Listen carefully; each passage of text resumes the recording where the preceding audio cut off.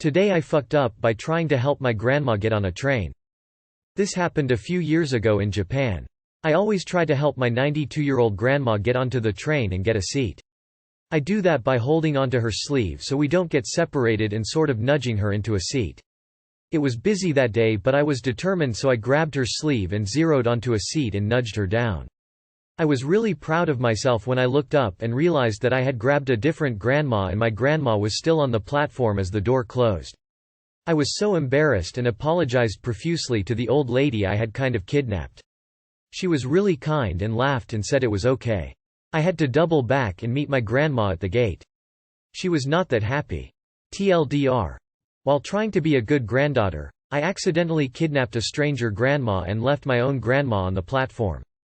I was worried that the story would end up with your grandma falling down or something like that. I'm happy only her patience and happiness were, temporarily, bruised. Thanks for the story, it was fun and brought up happy train-related memories. That is hilarious. Thanks for sharing. Tears of joy. You at least made one grandma happy even though it may not have been yours. Stay away from my grandma. Read my wife the title as she left for the bathroom. She posed, "Oh no. Wrong train?" Then I proceeded to read the post. And had to go find her. Nope. Wrong grandma. She was not that happy. Tears of joy. Japanese train doors really do close fast. I've had them shut in my face, both trying to get on and off the train. The funniest thing is when a group of friends are running up the escalator together, desperately trying to make the train, and only one of them doesn't make it in time as the doors shut in their face. The usual reaction from the other friends is either dying of laughter or freaking out over getting separated, depending on how yappari they all are. You wanted to make a grandma happy and you did. Just not yours. Cold sweat smile. Today I fucked up by blue balling myself into the emergency room.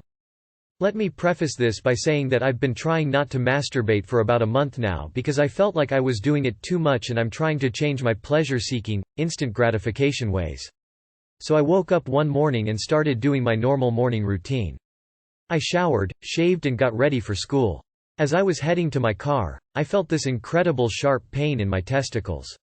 It stopped me in my tracks and I felt like I was about to faint. I've never felt such an incredible pain down there before, even when I blue-balled in the past.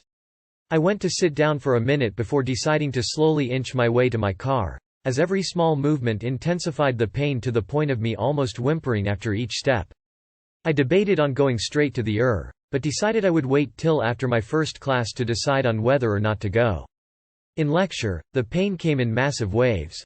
I would get small periods of time where it was pretty dull, followed by periods where I could barely keep my composure. I was sweating pretty bad because of the pain. Time seemed to slow down and the lecture felt like an eternity. I thought that I should get to the as quickly as possible as I feared that I could have testicular torsion. So after lecture, I finally mustered up enough courage to bring up the obviously awkward conversation with my parents. It was something along the lines of, "Hey mom, can you take me to the emergency room? My testicles feel like they were stepped on by a horse," as I tried to use a bit of humor to make things less embarrassing. Thankfully my mom was very understanding and not as judgmental, criticizing as I thought she would be. So my parents took me to the After what felt like hours, I was taken into a room where I changed into a hospital gown and I waited for a nurse to come in and ask me some questions. The nurse came in and proceeded to ask me some questions and then proceeded to get a blood and urine sample for me. After that, I waited for about an hour before I was wheeled off to get an ultrasound. And then wheeled back to my room. After about another hour, a nurse came in and, to my surprise, said everything looked fine. I didn't really get a diagnosis, or it at least slipped my mind to ask for one. Anyway, I got changed back into my cloths and then proceeded to find my parents in the waiting room. After a few funny jokes, we got back home and I proceeded to head to bed as it got pretty late. I awoke in the middle of the night to a massive pool of nocturnal emission. Like it was the most massive, wettest pool of cum I've ever experienced. It was wet enough to wake me up, make me change my underwear, flip my comforter and lay on the opposite side of the bed so I wasn't in the pool of the stuff. At this point I suddenly realized that I had awoke in the middle of an intense sexual dream the morning that I had the testicular pain and I must have forgotten about it because of the pain. I'm pretty sure this led me to blue-balling myself into the emergency room.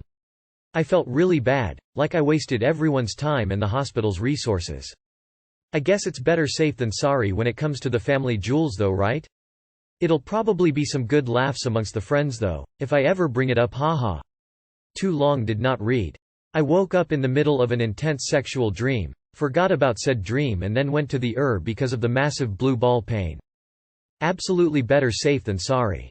When I was younger I had a terrible ache in my nuts all day.